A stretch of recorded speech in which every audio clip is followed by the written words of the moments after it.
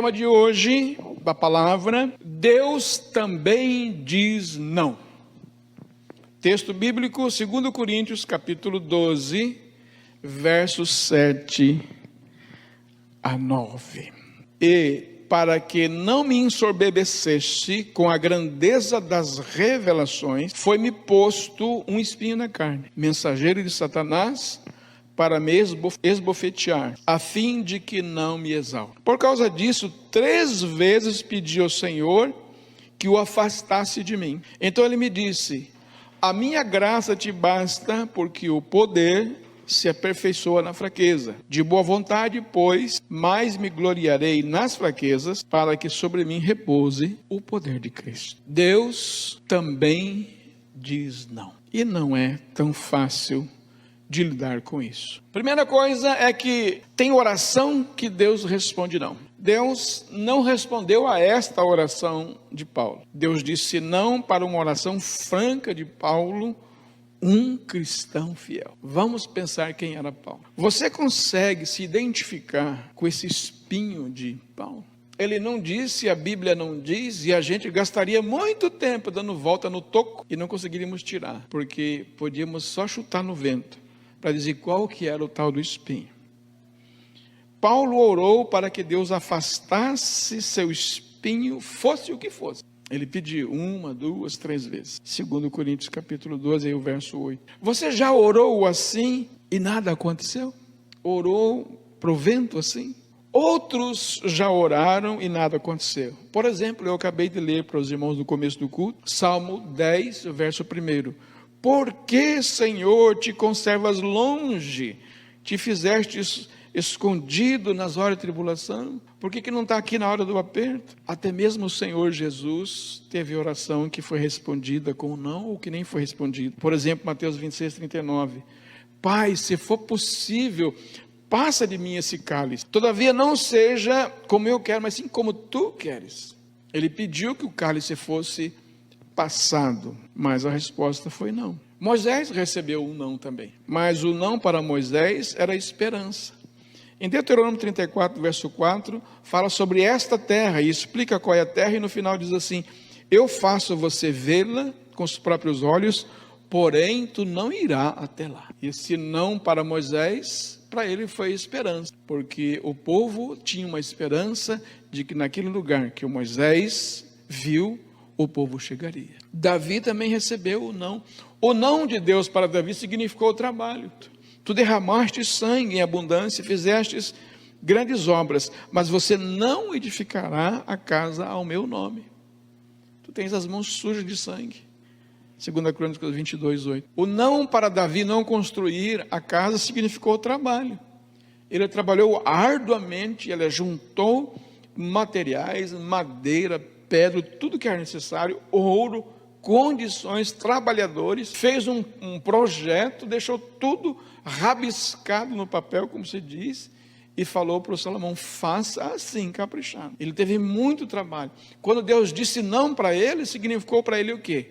Vou ter que trabalhar. Não vou fazer a casa do Senhor, mas vou deixar tudo preparado para aquele que irá fazer, que seria o seu filho Salomão. O não para Davi significou o trabalho. Para Paulo aqui, o não significou graça, amor, cuidado, a graça que é suficiente. Segunda coisa, o que devemos fazer quando Deus diz não? O que está ao nosso alcance para fazer justamente quando Deus diz não? Eu diria que a primeira coisa é aprender sobre a resposta, ou aprender sobre a oração sem resposta. A primeira coisa que eu devo fazer é aprender sobre isso. Aprender que Deus é soberano e Ele pode, Ele vai dizer não. Ele é Deus, Ele é soberano. Eu preciso aprender isso. Que as melhores pessoas, no caso aqui o apóstolo Paulo, um crente fiel, um crente forte, as melhores pessoas também recebem um não ou uma oração sem resposta. Aprender que esse momento é um teste para a fé nas horas difíceis. Aí é que eu vou mostrar se eu tenho fé ou não. É o teste da fé. Dizer que tem fé quando está tudo correndo bem não é tão difícil assim. Mas então isso é uma maneira de aprender sobre o teste da fé. Eu diria assim: continue orando. O que eu posso fazer quando a resposta é não? Eu continuo orando. Davi orou para que seu filho com Betseba não morresse. Ele chorou, ele não comeu, ele não dormiu, ele juntou um saco, botou na cabeça e pranteou. Aí falaram para ele assim, olha, o menino morreu. Ele levantou e foi comer. Ué, como foi isso? Ele falou assim, agora não posso mais fazer nada. Mas o que ele fez? Ele continuou orando. Enquanto havia esperança, estava orando. Foi o que Paulo fez. A questão é aprender, meus irmãos, que a fonte do problema não é a pessoa e nem Deus. A fonte do problema da resposta ali é o próprio Satanás. Quem é que veio para ferir o apóstolo Paulo? Quem é que enviou o espinho na carne? Quem é que colocou isso com a intenção de alguma forma assim, analisando, esbofetear-me? O problema não estava no não, ou na oração, ou na insistência. Sim, Satanás. Então, Deus usou aquele espinho para o bem. E muitos não nossos, que recebemos de Deus, são para o bem. Quando nós dizemos não para os filhos, eles não ficam contentes, eles ficam bicudos com a gente. E quantas vezes a mãe e o pai dizem não para nós, ou dizem para nós, e justamente porque gostam, porque tem alguma coisa, enfim, Deus usou para o bem. Não quer dizer que não sofreu, não quer dizer que não doeu, não quer dizer que não foi muito difícil. A nossa inteligência não basta para resolver o não de Deus. Nas horas de maior fraqueza, nós tendemos a voltar para Deus. A nossa inteligência não é capaz de resolver as questões, ainda mais quando tem um não. Nós tendemos a voltar para Deus. Os nossos recursos financeiros também não bastam para responder a isso. Os nossos amigos não conseguem preencher as nossas necessidades. Há coisas que o amigo não consegue fazer. Ele pode fazer muitas coisas, mas tem hora que não pode fazer. E quando Deus diz não, é para eu passar por aquilo. É para eu enfrentar. Então eu diria, confie em Deus quando Ele não responder na sua oração. Mas parece estranho, sim. Continue confiando em Deus, como Jó fez. Jó teve tudo negado, mas continuou confiando. Apesar da mulher, apesar dos amigos, ele continuou confiando. A graça, meus irmãos, contradiz o mérito. A graça contradiz o merecer. Às vezes nós achamos que merecemos um sim, e Deus mostra que não. Que a graça contradiz o nosso esforço. A graça contradiz a nossa razão. E o Senhor fala assim, olha, eu estando cuidando de você já está bom. Eu não vou te dar isso, você não terá isto. E o fato de eu estar dizendo para você já está bom. Isso contradiz o nosso mérito ou a nossa vontade. Às vezes nós achamos que merecemos um sim, e Deus mostra que não. Que a graça contradiz o nosso esforço. A graça contradiz a nossa razão. E o Senhor fala assim, olha, eu estando cuidando de você já está bom. Eu não vou te dar isso, você não terá isto. E o fato de eu estar dizendo para você já está bom. Isso contradiz o nosso mérito ou a nossa vontade. O apóstolo Paulo, pelo que vemos no texto, aprendeu a confiar mais no Senhor. E às vezes um não nos aproxima mais de Deus do que um sim. Quantos, meus irmãos, amigos, irmãs e pessoas vieram aí para a igreja em busca de um sim de Deus? Um sim para o emprego, um sim para o salário, um sim para o aumento do salário, um sim para uma cura e tal. Receberam o sim, ó, como diz lá no Goiás, vazaram na braquiara, foram embora. Nunca mais pisaram na casa do Senhor, porque receberam um sim, se afastaram de Deus. E às vezes um não é o que nos traz mais perto de Deus para continuar confiando na sua graça. Às vezes Deus usa situações, experiências sombrias, difíceis na nossa vida, para que a gente possa entender mais a Deus, para nos aproximar mais dele. Como diz 2 Coríntios capítulo 12, 9. Então ele me disse, a minha graça te basta, porque o poder, não diz o meu poder, o poder se aperfeiçoa na fraqueza. De boa vontade, pois, mais me gloriarei. Olha só que estranho isso. mas me gloriarei nas fraquezas, porque sobre mim repousa o poder de Cristo. Se gloriar, se vangloriar, gostar das fraquezas, é uma palavra um pouco estranha para os nossos ouvidos, mas é a capacidade de confiar plenamente no Senhor. Esse prazer de gostar da fraqueza pode ter claramente para nós dois sentidos. O primeiro sentido é que ele se gloria por amor de Cristo. Eu passo por isso porque pelo amor que eu tenho por Jesus. Paulo foi mal falado, foi perseguido, passou fome, nudez, prisão. Ele mesmo descreve tudo que ele passou. Por que ele passou por isso? Por que ele sofreu, gostou de passar por isso?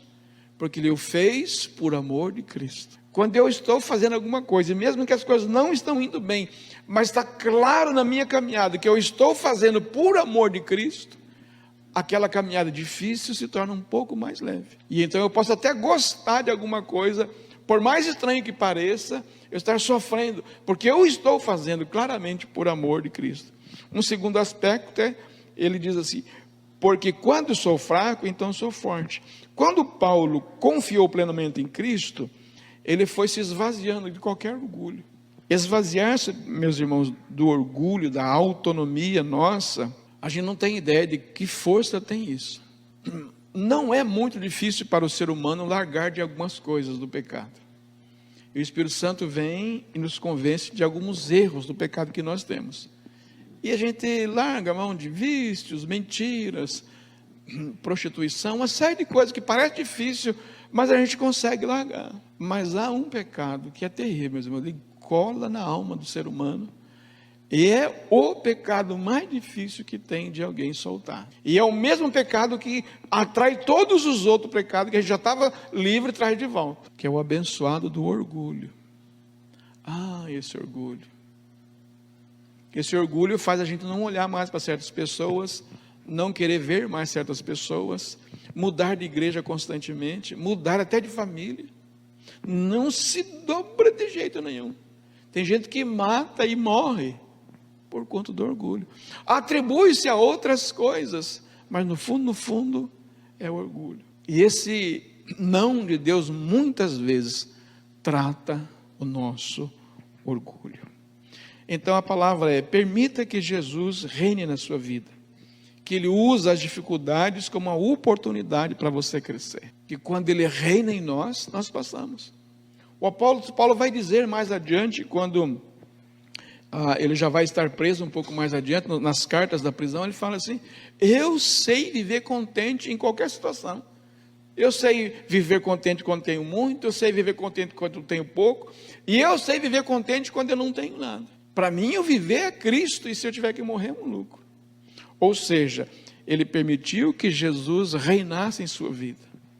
E aí, quando fazemos isso, Deus não precisa nos tratar com a miséria, com a doença, com qualquer outra coisa. Deus não precisa permitir essas coisas, porque nós já somos obedientes.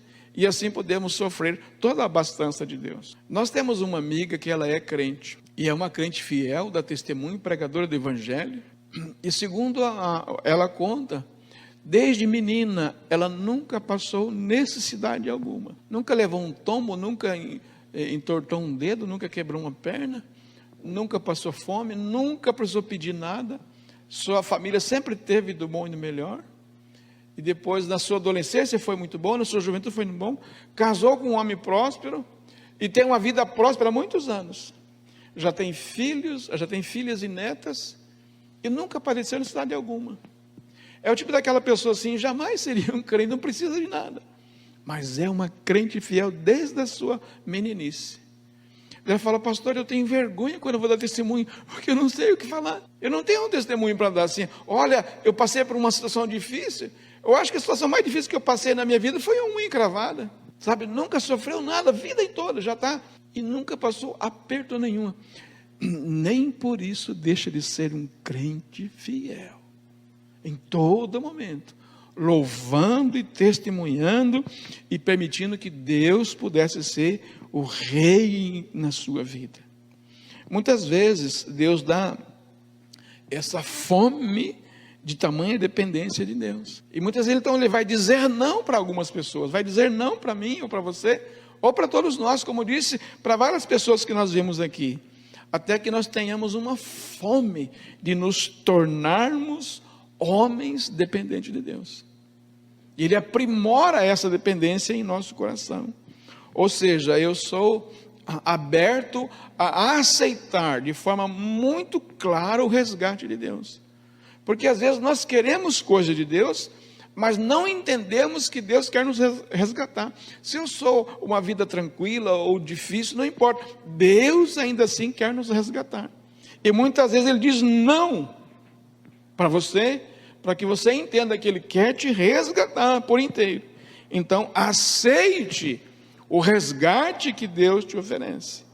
Aproveite os seus problemas para desenvolver uma amizade muito profunda com Deus. Amém? Então essa é a palavra. Deus também diz não. Ficamos em pé e vamos orar.